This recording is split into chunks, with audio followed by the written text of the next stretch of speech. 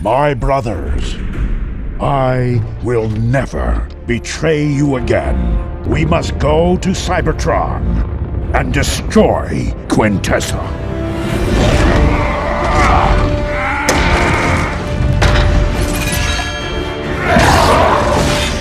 Did you forget who I am?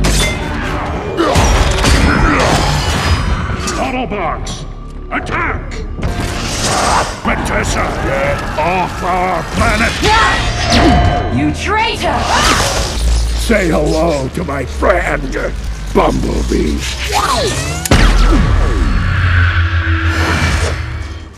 Kamusta kayong lahat? Nandito na naman tayo sa Filipino Chill Recap. At ngayon, pag-uusapan natin ang science fiction action film na tinatawag na Transformers: The Last Knight. At bago tayo magpatuloy ay isa-shoutout muna natin si Ken Andre Lalata, K. Gervay Malyari, Carlo Gamarang, J.R.A. Shahad, John Paul Sabainal, Maury Vic Solosha from Bohol, Daryl Masibay from Navotas City, Rex Tamarong from Mindanao Agusan del Sur, Akej Daulong from Bacolod, Zyler Pascual Vlog from Pateros, Victor Vargas from Belan Cavite, at Charles Igana from Imos Cavite. Maghanda na kayo dahil sa mga spoilers na darating.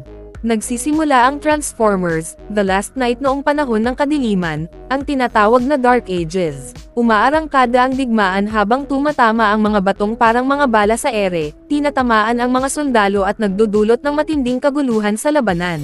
Habang nagkakagulo, may isang sundalong sumigaw, "Nasaan na ang salamangkero nyo?" Sumagot ang isa pa, "Darating na siya." Nagbanggaan ang dalawang magkabilang puwersa, may nakasakay sa kabayo at may naglalakad, habang ang mga mamamana ay nagpapakawala ng nagliliyab na mga palaso. Samantala, ipinapakita si Merlin, isang lasing na salamangkero, halatang wala sa sarili habang naglalakad paakyat sa isang kuweba sa itaas ng burol. Sa loob, sinalubong siya ng isang transformer na agad siyang isinandal sa pader. Nakiusap si Merlin na tulungan siya. Nangakong wala siyang sinabihan tungkol sa presensya ng transformer. Sa isang emosyonal na pananalita, sinabi ni Merlin na kung hindi siya tutulungan, maraming inosenteng lalaki, babae, at bata ang mamamatay. Naantig ang Transformer sa sinabi ni Merlin, kaya tinawag nito ang mga Guardian Knights. Nag-transform ang mga ito at inabot kay Merlin ang isang sinaunang baston na may napakalakas na kapangyarihan. Binalaan si Merlin ng Transformer na balang araw, may darating na makapangyarihang kasamaan na maghahanap sa baston na ito. Pagkatapos ay nagsama-sama ang mga Guardian Knights at naging isang dambuhalang dragon. Ginamit ni Merlin ang baston para kontrolin ang dragon, at lumipad ito papunta sa labanan. Dahil sa tulong ng dragon, nagbago ang ihip ng laban, lubos na natalo ang kalaban at nanalo ang hukbo ni Merlin. Lumipas ang 1600 taon, makikita si Optimus Prime na palutang-lutang sa kalawakan. Naririnig ang isang naitalang mensahe mula kay Optimus, nakikiusap sa kanyang mga lumikha na huwag nang gambalain ang Earth. Sa mundo naman, may bagong puwersang militar na binuo ang mga tao, ang Transformers Reaction Force o TRF. Layunin nilang protektahan ang planeta laban sa tuloy-tuloy na gulo dulot ng mga Transformers. Sa Cuba naman, pinapayagang mamuhay ng mapayapa ang mga Transformers, nakakapagpaaraw pa sila sa tabing dagat. Sa kabila ng lawak ng kalawakan na may 100 bilyong-trilyong planeta, patuloy pa rin sa pagdating sa Earth ang mga Transformers. Sa sumunod na eksena, may grupo ng mga bata na nag-e-explore sa isang wasak na lugar. Natisod nila ang isang alien spaceship at nakita ang isang natutulog na Transformer. Bigla itong nagising, kaya nataranta ang mga bata. Dumating ang isang robot mula sa Department of Homeland Security at pinaalis ang mga bata. May isang taong tumulong para iligaw ang robot at itakas ang mga bata. Nakatakas ang grupo pero nasugatan ang isang maliit na transformer na kaibigan ng isa sa mga bata. Habang nagtatago sa mga guho, nakilala nila si Canopy, isang transformer na pinoprotektahan sila. Dinala sila nito sa ligtas na lugar. Subalit, kinilala siya ng TRF at inalam kung isa ba siyang Decepticon. Dahil hindi sigurado ang TRF, hindi muna sila nagpaputok para hindi tamaan ang mga bata. Nang makalayo na ang mga bata, sa kanila pinakawalan ang missile. Tinamaan si Canopy at namatay. Habang nangyayari ito, dumating si Cade Yeager sakay ng truck, armado ng malaking baril. Pinaputukan niya ang mga robot ng TRF. Sa ilang sandali, dumating si Bumblebee at sinira ang robot. Sinagip ni Cade ang mga bata at isinakay sa kanyang pickup truck. Habang umaalis sila, nasabi ng isa sa mga bata na may gantimpala sa paghuli kay Cade, pero pabirong sinabi nito na susuntukan niya sa mukha ang magsumbong. Bumalik si Cade para tulungan ang nasugatang Transformer na unang nagising. Iniabot nito kay Cade ang isang mahiwagang talisman at sinabi na ingatan ito. Habang papalayong sana si Cade, napaligiran siya ng mga operatiba ng TRF na tinutukan siya ng mga baril. Tinanong siya tungkol sa mga Transformer, ngunit hindi umamin si Cade. Sa ilang sandali, biglang dumating si Bumblebee para iligtas si Cade at nagkalas-kalas sa ere para makalikha ng distraction, at pagkatapos ay nagbalik anyo ng napakabilis.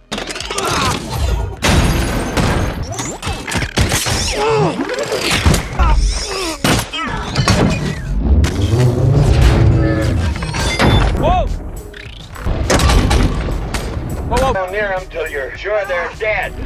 Put the weapon down, trust me! Sa sobrang galing ng galaw niya, napatulala ang mga sundalo. Sinira ni Bumblebee ang mga armas ng mga sundalo ng TRF. Namutla sila at nakiusap kay Cade na tumigil na. Dumating ang leader ng TRF at iniutos kay Bumblebee na huminto. Ipinaliwanag ni Cade na gusto lang ng mga Transformer ng matatawag na tahanan, at aalis na sila kasama ang kanyang grupo. Sa ayaw man o sa gusto ng TRF, pinayagan silang makaalis. Pero hindi nila alam na merong nagmanman sa kanila, at nilagyan ng tracker si Bumblebee para malaman kung saan sila magpunta. Samantala, iniimbestigahan ng TRF ang bumagsak na Transformer na nagbigay ng talisman kay Cade. Natuklasan nilang mas matanda pa ito kay Optimus Prime. Sa ibang lugar naman, isang Decepticon na nagpapanggap bilang sasakyang pulis ang nakipagkita kay Megatron. Ibinahagi nitong natagpuan na ang talisman na matagal nang hinahanap. Sinabi rin nitong matutunton nila ang lokasyon ng talisman sa tulong ng TRF. Sa kabilang banda, bumagsak si Optimus Prime sa Cybertron, ang kanyang planetang pinagmulan. Habang nililibot niya ang winasak na planeta, nagtanong siya kung ano ang nangyari. Mula sa dilim, lumitaw si Quintessa, ang kanyang tagapaglikha. Agad niyang pinatahimik si Optimus at inakusahan itong siya ang Sam-Iris sa Cybertron. Ipinahayag ni Quintessa na kailangang ayusin ni Optimus ang pinsalang nagawa, dahil kung hindi, tuluyan nang mawawala ang mga Transformer. Sa England, sa Castle Fulham, isang Transformer ang lumapit kay Sir Edmund Burton at sinabing dumating na ang tinatawag na last night, at siya ang pinagkalooban ng talisman. Lumipat ang eksena sa Oxford University kung saan nagtuturo si Professor Vivian Wembley tungkol sa digmaan noong Dark Ages. Ang nakita natin sa simula, pinagmamasdan siya ni Burton mula sa malayo, halatang interesado sa kaalaman ni Vivian. Bumalik ang eksena kay Optimus Prime. Ipinaliwanag ni Quintessa na ang baston na ginamit sa paglikha ng mga Transformer ay nasa Earth. Iniutos niyang kunin iyon ni Optimus para sa kanya, at bagamat may alinlangan, pumayag si Optimus. Samantala, nasa junkyard si Cade at ang kanyang grupo ng mga Transformers, ang pansamantala nilang tahanan.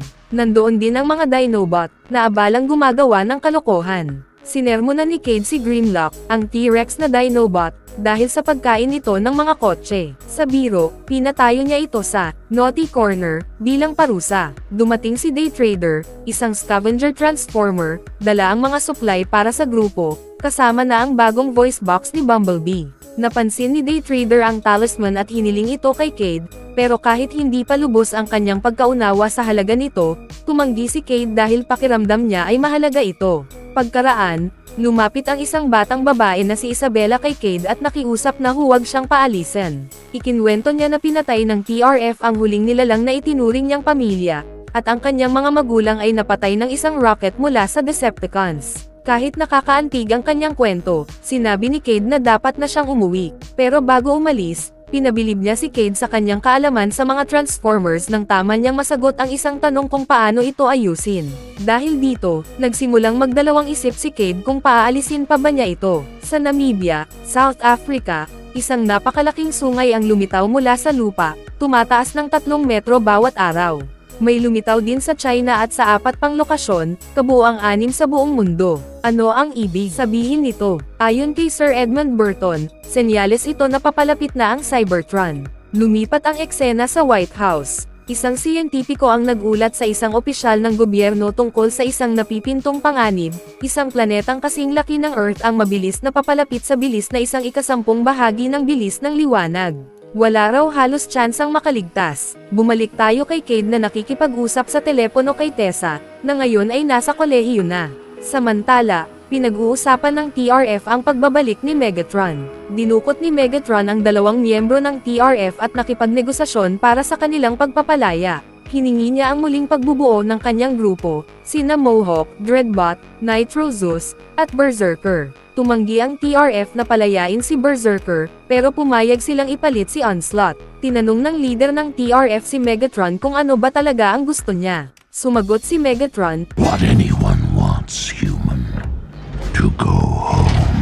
pagkatapos ng interogasyon. Nagsama-sama ang mga Decepticon, naghahanda ng habulin si Cade at ang mga Autobots para makuha ang talisman. Sinusubukan ni Cade at Isabela na ikabit ang bagong voice box ni Bumblebee, pero nagmalfunction ito at bigla siyang nagsalita gamit ang katawa-tawang boses ng babae.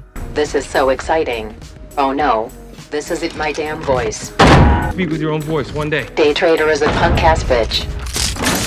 Sa ilang sandali, papalapit na ang TRF at mga Decepticons sa junkyard, kaya napilitan silang lumikas. Habang tinatakasan nila ang panganib, isang Autobot ang nakipaglaban kay Megatron. Natuklasan ng iba na may tracker pala si Bumblebee kaya natunton sila ng kalaban. Pinagalitan nila siya dahil doon. Agad namang nagtago sila Cade sa abandonadong bahay. At doon, nagse-set up kaagad sila ng mga bomba dahil alam nilang pupunta ang mga Decepticons sa lugar na iyon. Habang ang mga TRF ay naglulunsad ng mga drone para matagpuan nila sila Cade at Autobots. Sa ilang minuto, narating nila Megatron ang lugar kung saan nagmula sila Cade, at nagmamasid sa lugar na iyon. Nang bantaan ng Decepticons ang maliit na Transformer na kasama ni Isabela, buong tapang siyang humarap kay Megatron, na hindi niya namalayang inilantad ang kanilang lokasyon. Pero bago pa mag-atake si Cade, biglang nadikitan siya ng talisman dahil siya ang pinipili na maging Chosen Knight, at agad namang pinaputukan ni Cade si Megatron gamit ang isang alien rifle. Nagbigay ito ng sapat na oras para makatakas ang grupo. Isa sa mga Guardian Knights ang dumpensa kina Cade habang napatumba naman ni Bumblebee si Mohawk sa gitna ng kaguluhan. Kahit panandalian ang tagumpay, patuloy ang habol ng mga Decepticons at TRF drones. Nilusob ng mga drone ang gusali kung saan nagtago sila Cade. Napagtanto ng kasama niya na gumagamit ng facial recognition ang mga drone. Kaya tumayo siya sa harapan ng isa para lituhin ito, pero tinukoy pa rin siyang kaalyado ni Cade kaya binaril siya ng beanbag. At agad namang binaril ni Cade pabalik ang drone. Sa kabutihang palad, hindi na nataman ang kasama ni Cade dahil isa lang itong bembag. Agad namang pumasok sila sa ibang gusali kung saan may elevator doon. Bigla silang napahinto dahil nandoon ang robot na kasama ni Sir Edmund. Ang Transformer na una nating nakita na nagpaliwanag tungkol sa nalalapit na wakas kay Burton ay nakipagkita kay Cade para sunduin siya. Habang nasa elevator, biglang tinulak si Cade ng isang drone. Nahulog siya pero milagrosong nabuhay, tumatalon sa pagitan ng mga drone habang nasa ere. Tinawagan ni Cogman, isang Transformer, si Burton sa gitna ng panik at ipinaalam ang nangyari.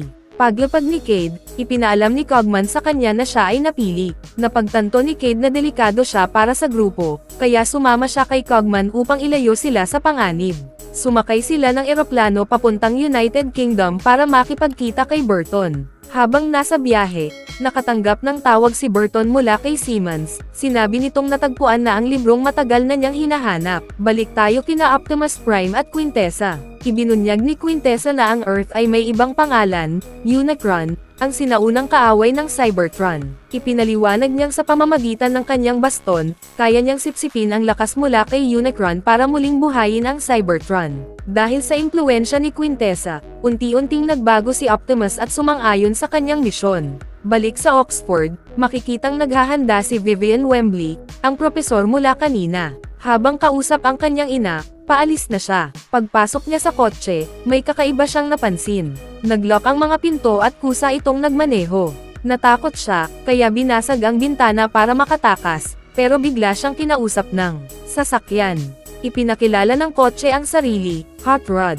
Isa siyang Transformer. Nag-transform si Hot Rod mula sa isang lumang European na kotse patungong Lamborghini, na ikinagulat ni Vivian. Lumipat ang eksena kina Cade, Cogman, at Bumblebee habang papasok sa mansion ni Burton. Binati sila ni Burton pero nagsimula itong magsalita ng wala sa ayos, kaya tiningnan siya ni Cade ng may pagdududa. Iniisip kung ano ang nilalanghap nito mula sa kanyang pipe. Ipinaliwanag ni Burton na gusto niyang malaman kung bakit patuloy sa pagdating sa Earth ang mga Transformers. Dumating si Hot Rod kasama si Vivian, at formal siyang ipinakilala ni Burton. Binasa niya ang mahabang listahan ng mga nagawa at kwalifikasyon ni Vivian, dahilan para makaramdam ng kaunting insecurities si Cade bilang isang simpleng inventor. Sa inis, pinuna ni Cade ang accent ni Vivian, kaya nagkaroon ng tensyon sa pagitan nila. Si Cogman, ang tapat na butler, ay biglang umatake kay Cade para ipagtanggol ang karangalan ni Vivian. Bago pa lumala, pumagitna si Burton para awatin ang away. Ipinakita ni Burton ang kasaysayan ng kanyang pamilya, na ayon sa kanya ay may iisang layunin sa bawat henerasyon, ang pangalagaan ang lihim na kasaysayan ng mga Transformers sa Earth. Ibinunyag niya na ang ama ni Vivian ay miyembro rin ng lihim na samahang ito. Sumunod na ipinakita ang nakaraan ni Bumblebee, kung paanong tumulong siya sa Devil's Brigade noong World War II para labanan ang mga Nazi. Sa flashback, makikita si Bumblebee na winawasak ang puwersa ng kalaban. Nagpatuloy si Burton sa kanyang kwento tungkol sa Dark Ages, kung paanong 12 alien knights mula sa Cybertron ang pamrotekta sa sangkatauhan dahil nakita nila itong marangal.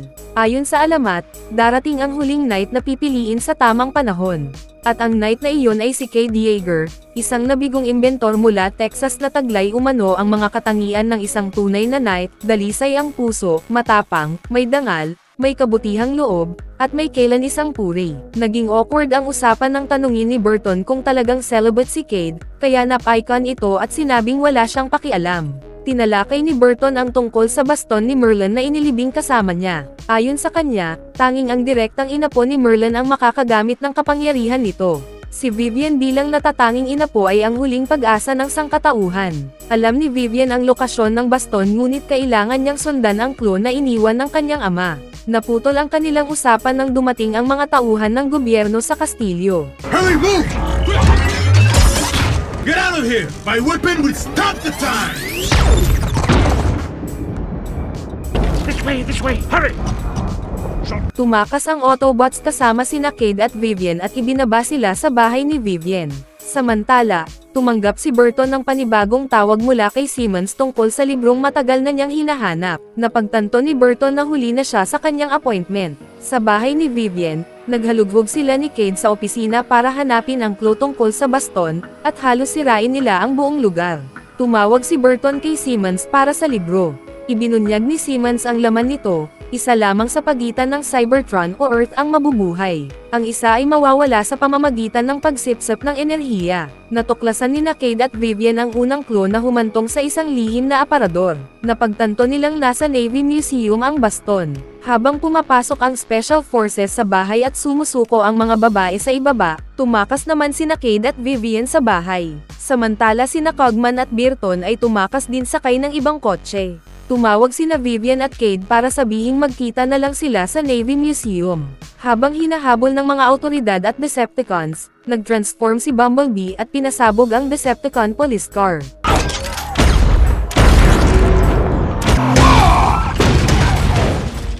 Notice how you get to the big leagues. Pagdating nila sa museum, tangkang baguhin ang kasaysayan. Tinanggap ni Burton na ito na ang dulo ng kanyang misyon at iniwan sila upang tuparin ang kanilang tadhana. Lumisan sila mula sa museo gamit ang isang submarine na transformer. Natunton sila ng TRF at pinasabugan ng missile, dahilan upang umangat ang submarine.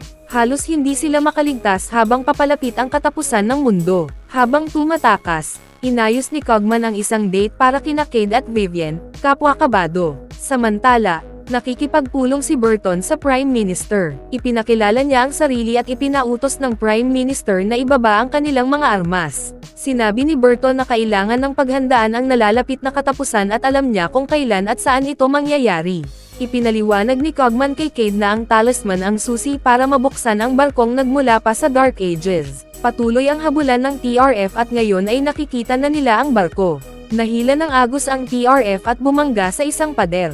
Sa European Space Agency, nalaman na ang planet-sized na bagay ay sobrang lapit na at magdudulot ng matinding pagkawasak sa loob ng 12 oras. Ang batang babae ay nagpaabot ng balita sa grupo ni Cade at ng Autobots, at nagdesisyon silang lumipad papuntang England gamit ang barkong sa wakas ay dumating na. Sa loob ng barko, nadiskubre ni Cade, Vivian, Cogman, at Bumblebee ang isang libingan na pinaniniwala ang pinaglibingan ng 12 Guardian Knights. Habang binabasa ni Vivian ang Celtic inscription sa sahig, biglang umangat ang libingan ni Merlin. Binuksan nila ito at nakita ang mga labi ni Merlin, ngunit nawawala ang baston. Sa inis, nagtatalak si Cade at naghagilap sa paligid. Sa kasamaang palad, biglang gumising ang Knights at, napagkamalang may hawak ng baston si Cade at inatake siya ng isa sa mga Knights. Sumugod ang TRF at binaril ang Knight para protektahan si Cade.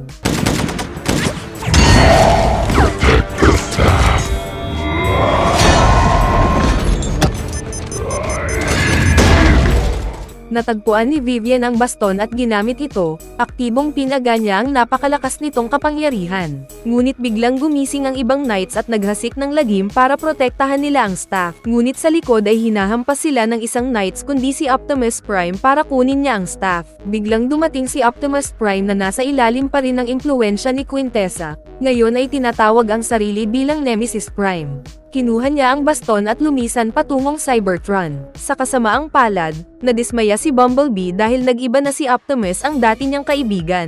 Pero sinabihan siya ni Cade na hindi yun si Optimus kundi may nag-control sa kanya. Kaya, sinundan siya ni Bumblebee at naglaban sila ng matindi.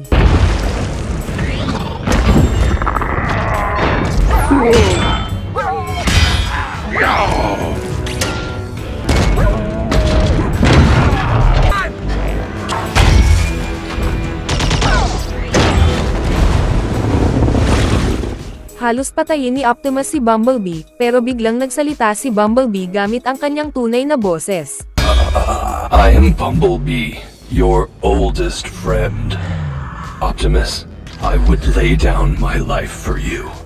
Nabigla si Optimus at nawala ang kontrol ni Quintessa. Habang gulat at nagsisisi si Optimus, sinamantala ni Megatron at ng mga Decepticons ang kaguluhan, ninakaw nila ang baston at tumakas pabalik sa Cybertron. Galit na galit ang mga Guardian Knights at handang patayin si Optimus. Ngunit biglang nag-transform ang talisman ni Cade at naging isang espada. Ginamit ito ni Cade para ipagtanggol si Optimus at pinatunayan niyang siya ang huling Knight. Kumalma ang mga Knights at tinanggap ang pagiging karapat-dapat ni Cade. Humingi ng tawad si Optimus at nangakong ililigtas ang Earth. My brothers, I will never betray you again.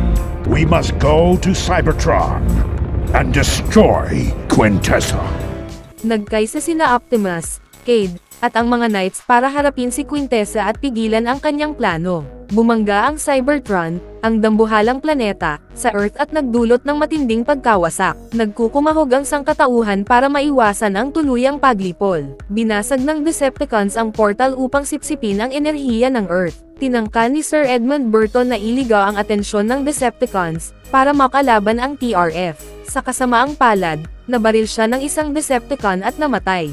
Habang umiiyak si Cogman, tinawag niyang si Burton ang pinakakul na tao na kanyang pinagsilbihan. Dumating sa labanan ang grupo mula sa junkyard, kasama ang batang babae at ang natitirang Autobots. Umalis si Optimus para kunin ang baston habang sinisimulan ni Quintessa ang pagsipsip ng enerhiya ng Earth. Unti-unting nawawasak ang mga lungsod at milyong buhay ang nawawala. Ipinaliwanag ng isang siyentipiko na sinisipsip ng Cybertron ang enerhiya ng Earth, at maiiwang wala itong laman. Nagkaisa ang mga tao at Autobots para sa huling misyon. Sabay-sabay na umatake ang mga jet, Transformers, at ang Dragon mula sa Dark Ages para maagaw ang baston at iligtas ang mundo. Matindi ang labanan, nagpapalitan ng mga putok mula sa ere hanggang sa lupa. Nag-crash land ang barko ng mga tao pero milagrosong nakaligtas ang grupo. Lumusab sina Cade at Bumblebee habang nagbibigay ng cover fire ang iba pang Autobots. Habang si Megatron ay nagdala ng mga hukbo para makipaglaban sa mga Autobots. Transform!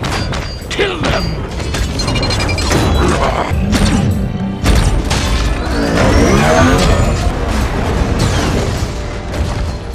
Kahit inutusan na silang umatras, tumanggi sina Cade at Vivian. Bumalik si Optimus Prime sakay ng Dragon at tinanggal ang maraming Decepticons sa isang epic na labanan. Did you forget who I am? Autobots, attack! Tuloy-tuloy sina Cade at Vivian patungo sa baston habang ginagamit ito ni Quintessa para sipsipin ang enerhiya ng Earth. Sinubukan ni Megatron na patayin si Vivian pero dumating si Optimus at pinigil siya. Tinangka ni Quintessa na pigilan siya pero tinamaan siya ng isang mapangwasak na putok mula kay Bumblebee. Nakuha ni Vivian ang baston at napahinto ang paglipat ng enerhiya, naligtas ang Earth. Matapos ang laban, wasak man ang Earth, nanatili itong buo. Sinabi ni Optimus Prime na magkaugnay ang Earth at Cybertron at kailangang parehong pangalagaan. Dinala niya ang baston upang hindi na ito magamit sa kasamaan at umalis upang bantayan ang kalawakan laban sa mga darating pang panganib. Sa post-credit scene, lumitaw ang isang misteryosang babae na may lilang kulay sa balat. Ipinakilala niya ang sarili bilang si Quintessa sa ibang anyo. Binalaan niya ang isang lalaki na huwag hawakan ang isang partikular na bagay, at sa huli, ipinakilala niya ang sarili bilang si Unicron. At dyan nagtatapos ang ating epic na recap. Ano sa tingin mo ang pelikulang ito? Iwan ang iyong komento sa ibaba, at kung nagustuhan mo ang video, mag-subscribe na kung hindi ka pa nakasubscribe, pindutin na rin ang notification bell at like button para sa marami pang movie recap katulad nito, at mag-iwan ng comment down below. And as always, thank you for watching.